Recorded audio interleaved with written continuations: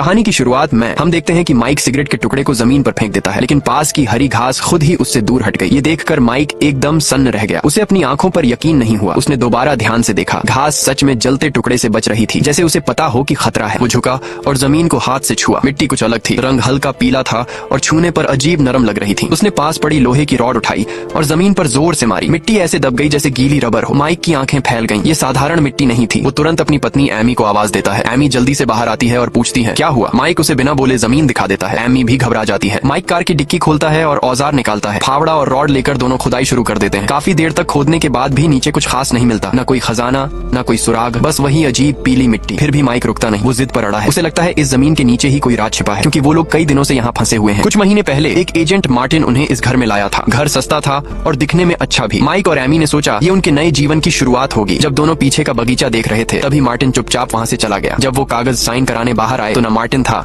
न उसकी गाड़ी। शुरू में माइक को थोड़ा शक हुआ, लेकिन उसने सोचा शायद कोई काम आ गया होगा। जब दोनों ने यहाँ से निकलने की कोशिश की तभी असली डर शुरू हुआ। वो लोग जिस तरफ भी गाड़ी चलाते बाहर जाने का रास्ता नहीं मिलता। फोन में नेटवर्क नहीं था। सारे घर एक जैसे थे। हर गली, हर मोड़, हर दरवाजा बिल्कुल एक जैसा। आसमान के बादल भी अजीब थे, जैसे किसी ने एक ही तस्वीर बार बार लगा दी हो। उन्हें लगता था वो बस गोल गोल घूम रहे हैं और हर बार आखिर में वही हाउस नंबर 9 सामने आ जाता था। गाड़ी सुबह से रात तक चलती रही। जब पेट्रोल खत्म हुआ गाड़ी रुक गई। बाहर देखा तो फिर वही हाउस नंबर 9 था। दोनों थक चुके थे। डर अब अंदर बैठ चुका था। उन्होंने फ्रिज खोला। अंदर शैंपेन और स्ट्रॉबेरी रखी थी। भूख से हालत खराब थी तो दोनों खाने लगे, लेकिन स्ट्रॉबेरी का कोई स्वाद नहीं था, जैसे कुछ भी नहीं खा रहे हो। वो रात डर और बेचैनी में कटी। अगली सुबह माइक ने तय किया कि ऊपर से देखना होगा। वो सीढ़ी लगाकर छत पर चढ़ गया। ऊपर पहुंचकर उसने जो देखा उसे देखकर उसका चेहरा उतर गया। जहाँ तक नजर जाती थी बस एक जैसे घर थे और आसमान में वही अजीब बादल। नीचे आकर माइक ने एमी से कहा हमें सूरज की तरफ चलना चाहिए, शायद बाहर निकलने का रास्ता मिल जाए। दोनों उम्मीद लेकर निकल पड़े। वो एक के बाद एक आंगन पार करते रहे। सूरज ढल गया, फिर भी कोई रास्ता नहीं मिला। तभी एमी ने देखा कि एक घर के अंदर लाइट चल रही है। जब दोनों उस घर के अंदर गए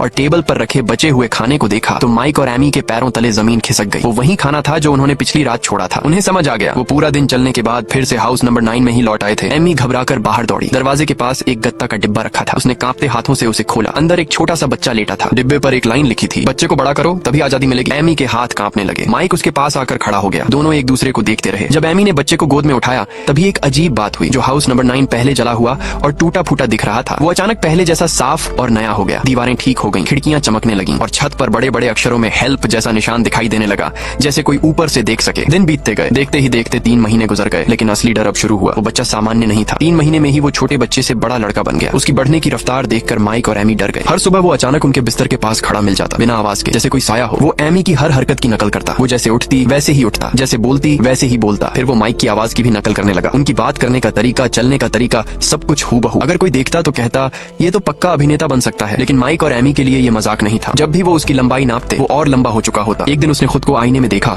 और खुश होकर पूरे हॉल में दौड़ने लगा, लेकिन माइक और एमी खुश नहीं थे। वो लड़का बहुत मुश्किल था। अगर उसकी मर्जी के खिलाफ कुछ हो जाए तो वो तेज चीखने लगता। उसकी आवाज इतनी तेज होती कि दोनों के कान दर्द करने लगते। दोनों उसकी हर बात मानने लगे, जैसे नौकर हो। घर का कचरा बस डिब्बे में डालकर बाहर रख देते। कुछ समय बाद वो गायब हो जाता। किसी को आते जाते कभी नहीं देखा। एक दिन दोनों दरवाजे पर बैठकर इंतजार करने लगे कि कचरा लेने कौन आता है। तभी माइक ने सिगरेट का टुकड़ा जमीन पर फेंका और वही अजीब घटना हुई जब घास खुद हट गई थी। अब एमी और ज्यादा डर गई। उसने देखा कि जो गत्ता का डिब्बा पहले सड़क के किनारे रखा था वो गायब था। अजीब बात ये थी कि वहाँ कोई आया भी नहीं था। माइक को लगा कि जमीन के नीचे ही कोई राज है, इसलिए उसने खुदाई शुरू की थी। लेकिन उधर वो लड़का और भी अजीब होता जा रहा था। एक रात हॉल से आवाज आई। माइक और एमी की नींद खुल गई। दोनों ने दरवाजा खोला तो देखा लड़का आधी रात को टीवी देख रहा था। स्क्रीन पर अजीब से निशान और चित्र चल रहे थे, जैसे वो उन्हें समझ रहा हो। माइक गुस्से में आगे बढ़ा और टीवी बंद कर दिया, लेकिन लड़के ने तुरंत रिमोट उठाया और फिर से टीवी चालू कर दिया। स्क्रीन पर आवाज गूंज रही थी, no on no on. Mic चुप रह गया। वो कुछ कर नहीं पा रहा था। एमी ने लड़के को देखा। उसकी आंखों में अजीब सी चमक थी। अब वो समझ नहीं पा रहे थे क्या वो बच्चे को बड़ा कर रहे हैं या बच्चा उन्हें धीरे धीरे अपने हिसाब से बदल रहा है। उस लड़के की हरकतें दिन पर दिन बढ़ती जा रही थी। छोटी छोटी बात पर चीखना,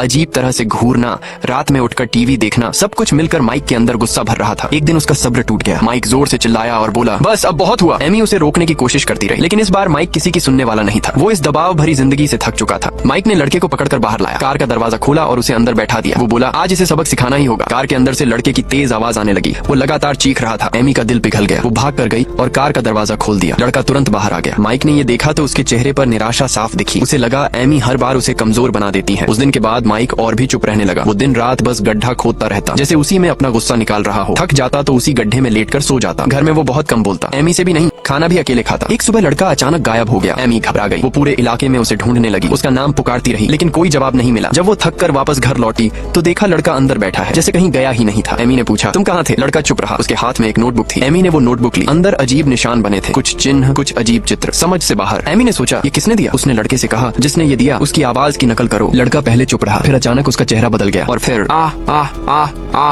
उसकी आवाज इंसान जैसी नहीं थी। कमरा गूंजने लगा। एमी डर कर पीछे हट गई। समय बीतता गया। कुछ महीनों में छोटा लड़का बड़ा हो गया। अब वो पहले जैसा शरारती नहीं था, वो शांत था, विनम्र था, एमी से धीरे बोलता। उसका बदला हुआ व्यवहार और भी डरावना था। एमी ने तय किया कि वो उस पर नजर रखेगी। एक दिन वो चुपचाप उसके पीछे चल पड़ी, लेकिन एक पल में वो आंखों से ओझल हो गया, जैसे हवा में गायब हो गया हो। एमी भागी, इधर उधर देखा, लेकिन वो कहीं नहीं मिला। सिर्फ कदमों की आवाज चारों तरफ गूंजती रही। उधर माइक गड्ढा खोद रहा था। अचानक उसे कुछ सख्त चीज लगी। उसने मिट्टी हटाई और अंदर एक लाश थी। माइक के हाथ कांपने लगे। वो डर से पीछे गिर पड़ा। उसी समय एमी रास्ता भटक गई थी। वो जोर जोर से माइक का नाम पुकार रही थी। माइक थककर सड़क किनारे बैठ गया था। उसकी ताकत खत्म हो चुकी थी। जब एमी उसे ढूंढते हुए पहुंची तो देखा वो बहुत कमजोर लग रहा था। दोनों घर की तरफ भागे, लेकिन दरवाजा अंदर से बंद था। एमी ने दरवाजा खटखटाया, कोई जवाब नहीं। वो खिड़की के पास गई। अंदर वही लड़का बैठा था। वो टीवी देख रहा था। एमी चिल्लाई, दरवाजा खोलो, लेकिन उसने जैसे सुना ही नहीं। वो चुपचाप स्क्रीन को देखता रहा। एमी की आवाज टूटने लगी। अब उन्हें समझ आ रहा था, ये घर उनका नहीं था और शायद वो लड़का कभी उनका था ही नहीं। उस रात दोनों ने कार के अंदर ही गुजारी। ठंडी हवा चल रही थी। एमी ने देखा कि माइक की हालत और खराब हो रही है। उसका चेहरा पीला पड़ गया था, सांस भी भारी चल रही थी। सुबह होते ही एमी फिर से दरवाजा पीटने लगी। वो चिल्लाई, मदद मांगी। काफी देर बाद वो आदमी बाहर आया। उसने माइक की तरफ देखा और ठंडे स्वर में बोला, अब इसे बचाने की जरूरत नहीं है। इतना कहकर वो मुड़ा और बिना कुछ और बोले चला गया। एमी का दिल टूट गया। वो माइक के पास बैठ गई। दोनों एक दूसरे से लगकर पुराने दिनों की बातें करने लगे। वो समय याद किया जब सब सामान्य था, जब उन्होंने इस घर को पहली बार देखा था। लेकिन माइक की सांसें धीमी होती जा रही थीं। कुछ ही देर बाद वो एमी की गोद में शांत हो गया। एमी की दुनिया वहीं खत्म हो गई। थोड़ी देर बाद वही आदमी वापस आया। उसके हाथ में एक गत्ता का डिब्बा था। एमी को लगा शायद खाने का सामान होगा, लेकिन जब उसने खोला तो अंदर एक थैला था। उस पर फल की तस्वीर बनी थी। एमी समझ गई, ये कोई मदद नहीं थी। आदमी ने बिना भाव बदले माइक के शरीर को उस थैले में डाला और उसे उसी गड्ढे में फेंक दिया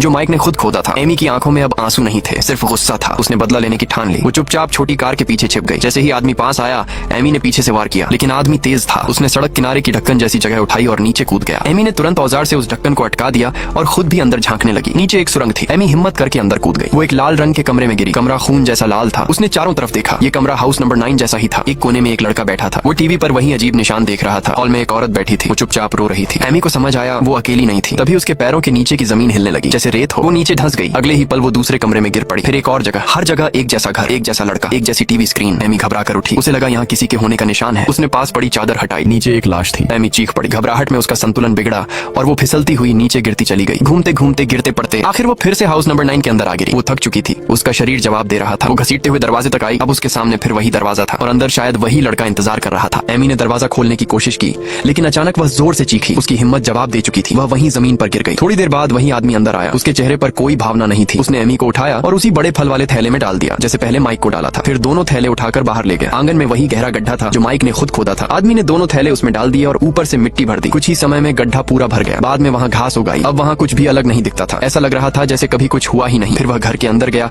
और दीवार पर बने सारे निशान मिटा दिए। घर फिर से साफ और सामान्य दिखने लगा। इसके बाद वह बीस्ट लॉज गया। वहाँ मार्टिन बैठा था। वह बहुत कमजोर हो चुका था। मार्टिन ने अपनी नेम प्लेट उतारी और उस आदमी को दे दी। आदमी ने नेम प्लेट पहन ली। अब वही नया मार्टिन था। थोड़ी ही देर में पुराना मार्टिन कुर्सी पर ही शांत हो गया। नए मार्टिन ने दराज खोली, एक बड़ा थैला निकाला और पुराने मार्टिन को उसमें रख दिया। उसने थैले पर एक पर्ची लगा दी, जैसे कोई सामान पैक करता है। फिर उसने थैला मोड़कर दराज में रख दिया और दराज बंद कर दी। अब वह पूरी तरह नया मार्टिन बन चुका था। तभी दरवाजा खुला। अंदर एक नई जोड़ी आई, एक लड़का और एक लड़की। दोनों खुश लग रहे थे। उन्हें लगा यह जगह रहने के लिए अच्छी है। काउंटर के पीछे खड़ा नया मार्टिन उन्हें चुपचाप देख रहा था। सब कुछ फिर से शुरू हो गया।